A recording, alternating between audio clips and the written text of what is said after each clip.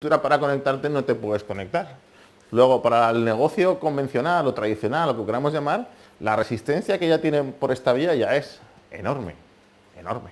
¿Vale? Cosas interesantes. Unión Europea 27, solo 61% de hogares tiene banda ancha, son datos de 2010, los cogéis del INE, que los toma Eurostat, los coge de cada país, bueno, los tenéis ahí. 61% banda ancha, y a saber qué es banda ancha, no es fibra óptica, ¿vale? No es esa capacidad de varios canales de alta definición a la vez por todo el hogar, etcétera, que viene a ser parte de los paradigmas, ¿no? Pero siempre decimos llegará, ¿no? Y si lo miramos va rapidísimo, porque 2005 fue el año en que se fundó YouTube, y ahora la discusión que tenemos es si el dueño de YouTube, Google, tendrá algo que decir los televisores en 5 años, ¿vale? Tú díselo a Marconi, ¿no? O sea, la cosa va deprisa. Pero no tenemos fibra en casa. O bueno, aquí en Euskaltel más, con Euskaltel hay más. Pero la fibra cambia todo esto. Solo el 61% tiene banda ancha. Luego, ese proceso de adaptación de las televisiones a una competencia de otro lado, la infraestructura va deprisa, pero recuerdo que en el año 2005, no, el 2006, Manuel Villanueva, que entonces era, y sigue siendo, el gran capo de contenidos de Telecinco, en una conferencia, la primera que fue, le preguntaron por internet, ¿no? Y entonces decía, ¿pero qué es esto? ¿Cómo se mide? YouTube, a ver si es otra burbuja, ¿no? Han pasado 4 años, 5, nada más, ¿no? Y Telecinco no es precisamente ningún torpe usando internet, ¿no? Tienen políticas y estrategias distintas a la que a la mayoría de la gente le gustaría. No es Televisión Española haciéndolo, no es Antena 3, pero desde luego no desdeñan internet para nada. Ya han pasado 4 años, ¿no? Eso. Mira, en España solo el 57% tienen banda ancha en el hogar. No está mal, pero fijaros que ese 57% probablemente está concentrado en las zonas más urbanas, en las zonas más prósperas, etcétera, lo cual es un gran condicionante para la publicidad, pero es, si miramos por el contrario lo que pasa con el televisor tradicional, ¿vale? 99,5% tienen televisores, es decir, en todas partes. O sea, un televisor, das por hecho que llegas a un sitio y hay un televisor. Vas al hotel a dormir y hay un televisor. Bajas al bar y hay un televisor. ¿Vale? Frente a eso y la conexión, fijaros la diferencia tan grande en infraestructura entre lo que llamamos red y su amenaza al negocio convencional y lo que realmente ocurre, ¿no? Pero más cosas. El 94% de la gente tiene teléfono móvil. Son pequeños todavía, ¿no? Y hay más líneas de móvil que población. Y es una tendencia que va en todas partes, ¿no? Luego el móvil, que es el arma para la interacción social con la televisión, y volviendo a la TDT, todo el mundo pensó que la interactividad iba a ser una cosa unívoca entre nosotros, el dispositivo que estaba ahí, y resulta que no. Resulta que Twitter ha creado el canal interactivo que no fue capaz de crear la TDT, o que lo están haciendo con aplicaciones en los tablets por la vía que no fue capaz de hacer la TDT, y a ver lo que sucede después, ¿no? Bueno, pues el móvil tiene bastante más éxito que el PC, porque en este país nuestro solo el 50% de los hogares tienen ordenador.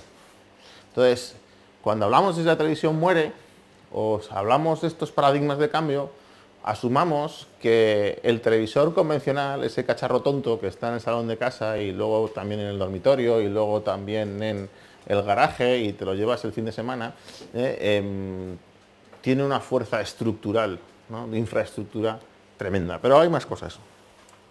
Fijaos, el coste de la señal broadcast es fijo y predecible, ¿vale? O sea, funcionaría así. Da lo mismo, cuesta lo mismo darte televisión a ti que a todos nosotros, porque es una única señal. A Vertis y los otros dos que hay, y Oberón y ¿cómo se llama el andaluz? Y cubren todo el territorio y te cobran una cuota fija. Por lo tanto, llegar a 46 millones de personas, prácticamente que se llega, ¿vale? Pues cuesta la cuota anual de Avertis, que no sé cuántos millones de euros son ahora, 2, 3, 4, no sé cuántos cobra vosotros. Son unos pocos millones de euros. Claro, esto es una gambarrada de entrada, ¿no? O sea, no todos tenemos 2, 4 millones de euros al año para pagarle a Avertis. Pensar ahora en las TDTs pequeñas, ¿vale? Que tienen que ingresar dinero y deben como mínimo cubrir para pagar la señal, la cobertura de señal, ¿vale? Frente a eso, Internet tiene una ventaja. Es más barato al principio, al primer usuario, pero a medida que empiezas a sumar usuarios, acaba siendo más caro. ¿Por qué? Porque son tecnologías unicast. Yo tengo que mandar la señal uno a uno. Mando una señal a ti, otra a ti, otra a ti, otra a ti, otra a ti. Mientras que la televisión normal no, una sola señal llega para todos. De nuevo, esto le da mucha fuerza al negocio convencional. Porque ellos llegan a todas partes, están todos los hogares equipados, ¿no? Más fácil no podía ser. Y encima es muy eficiente en coste. Si hubiera que servir por streaming de vídeo a toda la población a la vez, costaría una barbaridad. Y eso que hay mucha infraestructura. Y va bajando, el ancho de banda va haciendo así. Luego, la infraestructura favorece el consumo tradicional claramente, y además observaros a vosotros mismos, ¿no? Es decir, al final la tele es cómoda, tiene una usabilidad de pelotas, o sea, llegas y haces clic y funciona. No hay que saber nada. Nada. O sea, para bajarse un vídeo de la red de procedencia dudosa, bueno, en este país la gente se ha entrenado en saber usar Megaupload, el Ares, cualquier otra cosa, pero el coste de aprendizaje de todo eso es brutal.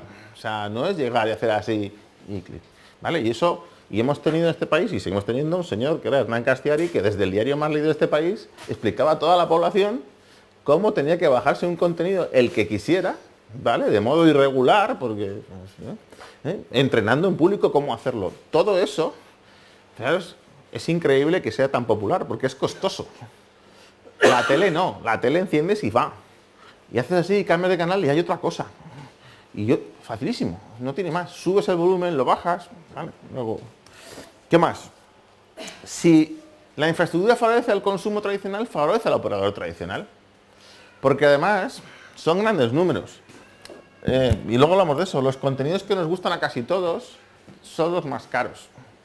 ¿Quién los puede financiar mejor? Los que tienen acceso a más público. Por lo tanto, eso de que la televisión se muere y tal, es complicado decir, ¿no? O sea, al final esto. Bueno, por si acaso, como pasa con Televisión Española, ya, yo sé, el resto de autonómicas, menos TV3 y ahora ETV, que van bien, pero si te sales de esas tres, está costando mucho que las televisiones autonómicas puedan seguir el ritmo de adaptación a hacer lo que hace Televisión Española, por ejemplo, lo que hace TV3, que son inversiones espectaculares, con un trabajo tecnológico y de adaptación de contenidos tremendo, ¿no? Y Ignacio, con todas las estadísticas de Televisión Española, os puedo decir que las de TV3 son también espectaculares en cuanto al crecimiento del consumo desde dispositivos no tradicionales, ¿no? Desde tabletas, desde PlayStations. Antena 3 también dice que les sorprende la cantidad de pinchazos que tienen desde la Play, constantemente te lo dicen. Pero fijaros que seguimos hablando de los mismos, que si Antena 3, que si Televisión Española, que si... No, ¿vale? Y se accede a través de la red, ¿vale? Pues todos se lo están preparando. Bueno, gran pregunta de futuro. Y cuando decimos Google TV, es cualquier dispositivo externo a todos estos o cualquier tipo de software que sirva para intermediar entre tú y el consumo de vídeo, ¿no? Entonces Google TV ha sido hasta este momento un chasco, porque, y yo creo que esto ya le costó el puesto a Eric Smith del todo, ¿no? Después de lo de Buzz y lo de Wave, Google TV. Entonces Google TV se han querido presentar muy pronto al mercado y además queriendo hacer una cosa que YouTube no pudo hacer o no hizo. Lo quieren hacer respetando los derechos de los propietarios de los contenidos. Lo quieren hacer, no tendrían por qué, porque ABC o está Hulu Libre, que es un servicio americano que todavía es dueño de algunas cadenas, si está accesible por la red, ¿por qué si yo pongo un navegador en el televisor y clico, tú no intentas saboteármelo y te enfadas conmigo y me llamas y que te voy a demandar? Porque está en juego el negocio. Está en juego el negocio. Si pasas de negociar los contenidos con unos operadores que ya conoces, que tienes unos acuerdos, que son estables, que son controlables, y aparece un señor que entre medias coge lo que tú has puesto en tu site, ¿vale? y lo ordena de otra manera y se puede ver, etcétera, espérate que te puede empezar a dar los visionados y a lo mejor ahí ya no controlar los ingresos, porque ¿quién se va a quedar esa publicidad? Porque claro, Google TV, ¿para qué se hace? ¿Se hace porque son hackers? No, se hace para vender publicidad. Por lo tanto, es una amenaza para el contenido tradicional, pero lo harán. Bueno, pues Google TV de momento solo es una gran esperanza. Pero detrás de Google TV hay más, no son los únicos, ¿vale? Hay software libre, XMVC, hay aplicaciones de eso, hay uno, si os queréis bajar y probarlo, que es muy mono, se llama Voxy, está estupendo, ¿no?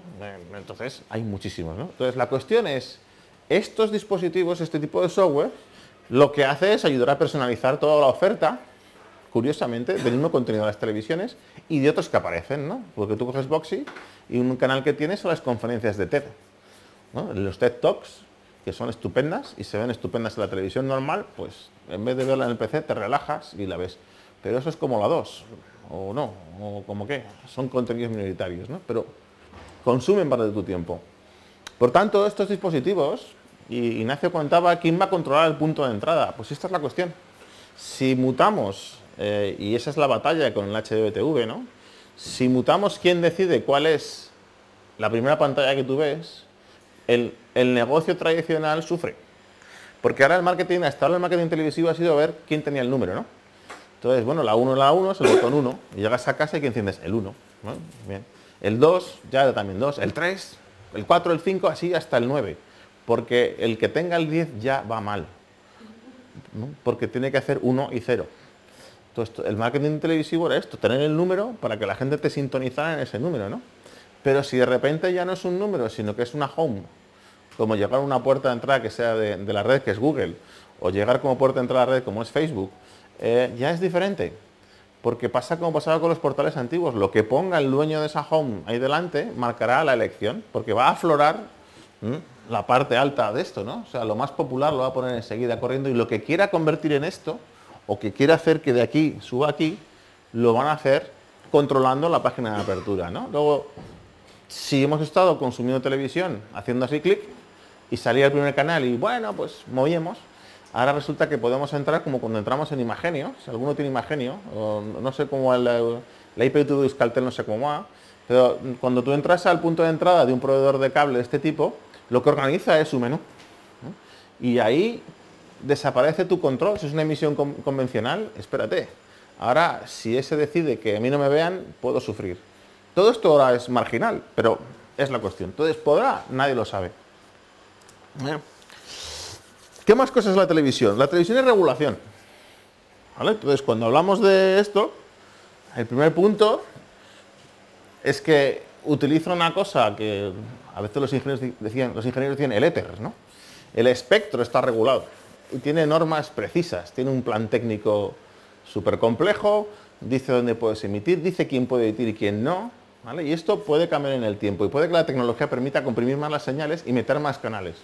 Luego, quien decida cómo se reparte el espectro y cómo se reparta condiciona también la mutación del negocio. Porque a lo mejor el espectro se puede dedicar a acceso en red de movilidad, con lo cual otros canales son fácilmente accesibles por un teléfono. O hay espectro que se va a reservar para ver la televisión normal en los teléfonos móviles, que es una cosa normal en Hong Kong, en Japón y en Corea, que les gusta mucho esto. Ir con el móvil viendo la tele normal, como si fuera un televisor portátil de los de antes, ¿no? Entonces, tal y como se ve el espectro, condicionará también ese tipo de paradigmas que estamos haciendo, porque dará ventajas a unos u otros, ¿no? Más cosas. La estructura de propiedades de empresas de televisión convencional está también regulada. Tienen un tope legal para sumar accionariado, incluso no sé cómo está el tema del 27%, que cuando se aprobó el decreto urgente para aprobar fusiones entre cadenas privadas porque no ganaban dinero, entonces fueron al gobierno y le dijeron, oye, por favor, échanos una mano, déjanos fusionarnos, ¿no? Y entonces hicieron un decreto apresurado, de tal manera que te pudieras fusionar si la suma de las emisiones no pasaba del 27% de la audiencia. ¿Por qué el 27%? Les salían los cálculos, ¿vale? Bueno, Telecinco y 4 han sumado con todos sus canales 27,7 el otro día, pero ya no sé si la Ley General Audiovisual esto está contemplado así o no. Pero daros cuenta que es un negocio que tiene una enorme regulación por detrás de las empresas que lo hacen. Alternativamente, resulta que en Internet hay mucha menos regulación. Luego aquí habría una ventaja. Es decir, no hay límite, y ahora vendría, no sé si lo he metido por ahí, bueno, me anticipo. No hay límite para emitir publicidad en Internet, hay límite para emitir publicidad en televisión, ¿vale? La legislación de neutralidad de la red. Esta es bastante decisiva y ya ha pasado en Canadá. Netflix, todos sabéis lo que es Netflix, porque ahora toda la prensa habla de Netflix. ¿Sí? Y